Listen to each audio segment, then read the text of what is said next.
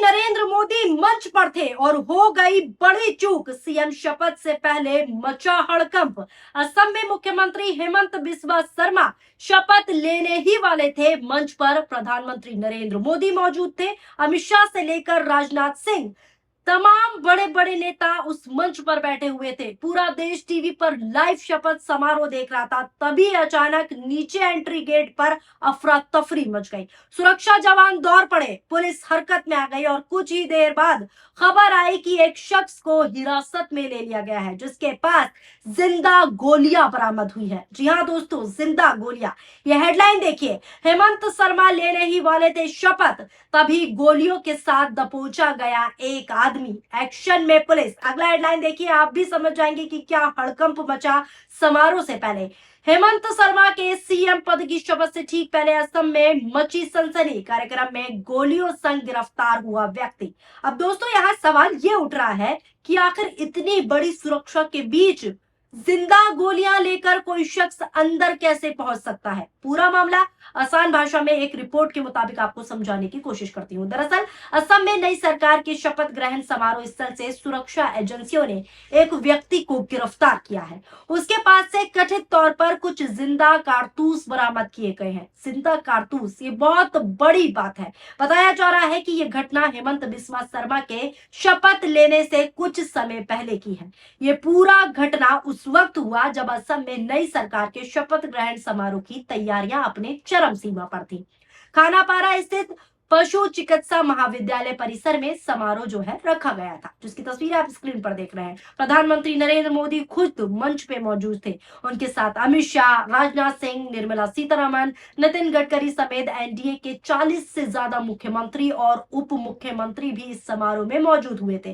तभी सुरक्षा जांच के दौरान एक व्यक्ति को रोका गया, तलाशी ली गई और उसके पास से कथित तौर पर गोलियां बरामद हुई। एक पुलिस अधिकारी ने बताया कि मामले की जांच की जा रही है। ये पता लगाने की कोशिश की जा रही है कि गोलियां वहां आखिर कैसे पहुंची और क्या इससे किसी तरह का सुरक्षा खतरा जुड़ा हुआ है। ये इन्वेस्टिगेशन चल रही है। इसके बाद मौके पर मौजूद पुलिस और सुरक्षा एजेंसियां तुरंत जो है हरकत में आ गई। उस व्यक्ति को हिरासत में लेकर वरिष्ठ पुलिस थाना जो है ले जाया गया।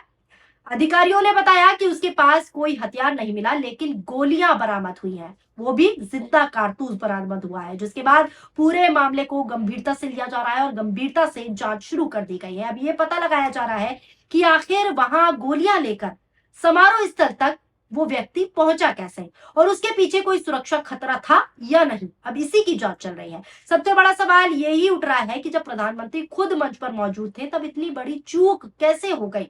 जहां प्रधानमंत्री नरेंद्र मोदी मौजूद है, वहां इतनी बड़ी चूक, क्योंकि ये कोई सामान्य कार्यक्रम नहीं था। यहाँ देश के सबसे बड़े नेताओं की मौजूदगी थी। प्रधानमंत्री नरेंद्र मोदी, अमित शाह और कई बड़े केंद्रीय मंत्री मौजूद थे। ऐसे में अगर किसी व्यक्ति के पास से ये गोलियां मिलती हैं, तो जाहिर तौर पर यह मामला बेहद गंभीर माना जाएगा। सोशल मीडिया पर लोग सवाल उठा रहे हैं कि आखिर सुरक्षा जांच में इतनी बड़ी चूक कैसे हो सकती है। हालांकि पुलिस फिलहाल इसे लेकर ज्यादा जानकारी सार्वजनिक नहीं कर रही। अधिकारियों का साफ तौर पर कहना है कि पूछताछ जारी है, इन्वेस्टिगेशन जारी है और हर एंगल से जांच की जा रही है। लेकिन घटना ने शपथ ग्रहण समारोह के बीच अचानक जो है सनसनी जरूर फैला दी है, जिससे पूरी तरीके से हड़कंप मच गया इस खबर के बाद। उधर इस पूरे घटनाक्रम के बीच हेमंत बिस्वा शर्मा ने दूसरी बार मुख्यमंत्री पद की जो है शपथ ले ली। बता दें कि विधानसभा चुनाव 2026 में एनडीए की जीत के बाद हेमंत बिस्वा शर्मा को विधायक दल का नेता चुना गया। मंगलवार को राज्यपाल ने हेमंत बिस्वा शर्मा को पद और गोपनीयता की शपथ दिलाई। शर्मा के अलावा आपको बता दूं, 4 और विधायकों ने मंत्री पद की शपथ ग्रहण समारोह में शपथ ली। राज्यपाल लक्ष्मण प्रसाद आचार्य ने उन्हें पद और गोपनीयता की शपथ दिलाई, जिसकी तस्वीरें भी आप देख रहे हैं। ये सारी तस्वीरें शपथ ग्रहण समारोह की है। असम की राजनीति में यह ऐतिहासिक पल माना जा रहा है। क्यों माना जा रहा है? क्योंकि एनडीए लगातार तीसरी बार असम राज्य में सरकार बनाने में सफल रहा है। भाजपा ने अकेले 82 सीटें जीती, जबकि एनडीए गठबंधन को कुल 102 सीटें मिली। कांग्रेस सिर्फ वहां पर 19 सीटों पर समट कर रह गई। इसी के साथ हेमंत बिस्वा शर्मा लगातार दूसरी बार मुख्यमंत्री बनने वाले पहले गैर सरकारी नेता बन गए, जिसकी तस्वीरें मैं आपको लगातार दिखा रही हूँ। लेकिन शपथ ग्रहण समारोह के बीच हुई इस घटना ने पूरे कार्यक्रम को जो है चर्चाओं में बदल दिया है और लोग सुरक्षा को लेकर कई सारे सवाल खड़े कर रहे हैं। अब दोस्तों, सोशल मीडिया पर लोग लगातार वीडियो शेयर कर रहे हैं और पूछ रहे हैं कि आखिर इतनी हाई सिक्योरिटी होने के बावजूद भी, इतना हाई अलर्ट सिक्योरिटी वाला सिस्टम होने के बावजूद भी गोलियां लेकर कोई व्यक्ति समारोह स्थल तक कैसे पहुंच गया। कुछ लोग इसे बड़ी सुरक्षा चूक बता रहे हैं तो कुछ लोग जांच पूरी होने का इंतजार करने की बात कह रहे हैं, क्योंकि इसकी जांच तफ्तीश से बिल्कुल होना चाहिए। इसी बीच देश की राजनीति में एक और बड़ा मुद्दा गर्म हो चुका है। प्रधानमंत्री नरेंद्र मोदी की हालिया अपील को लेकर कांग्रेस लगातार हमला बोल रही है। राहुल गांधी भी हमला बोल चुके हैं। यह हेडलाइन देखिए। अब नया मामला क्या आया है। अडानी अंबानी से मदद मांगे पीएम नरेंद्र मोदी की कम खर्च वाली अपील पर भड़के कांग्रेस नेता हनुमंत राव। दरअसल प्रधानमंत्री नरेंद्र मोदी ने देशवासियों से पेट्रोल डीजल की खपत कम करने, सोना कम खरीदने 1 साल तक और विदेशी मुद्रा बचाने की अपील की थी, जिसकी खबर मैंने सिलसिलेवार तरीके से अपने चैनल पर दिखाई थी। अगर आपने नहीं देखी हो तो चैनल पर जाकर देख सकते हैं। इसी पर कांग्रेस नेता वी हनुमंत राव ने तीखा बयान दे दिया। कांग्रेस नेता ने कहा कि जनता को लेक्चर देने के बजाय बड़े उद्योगपतियों से मदद मांगी जाए। पीएम मोदी से कहा। ये कांग्रेस नेता वी हनुमंत राय ने प्रधानमंत्री मोदी पर निशाना साधते हुए कहा कि सरकार आम लोगों को कम खर्च करने की सलाह दे रही है, जबकि उसे बड़े उद्योगपतियों से देश की मदद करने को कहना चाहिए।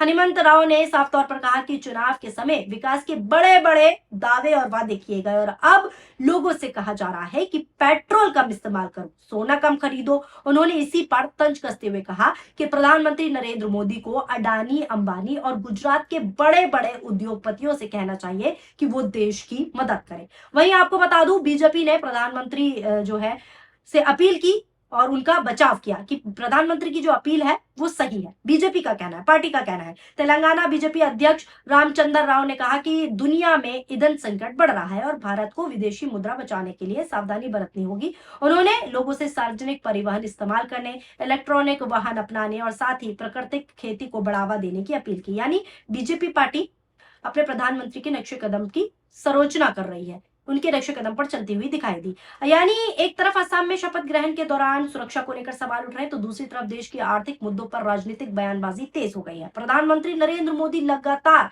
लोगों से कम खर्च करने और संसाधनों को बचाने की अपील कर रहे हैं, लेकिन विपक्ष इसको लेकर हमला बोल रहा है। विपक्ष कह रहा है कि जवाबदेही ना देनी पड़े, इसलिए अब प्रधानमंत्री मोदी इस तरीके संबोधन दे रहे हैं।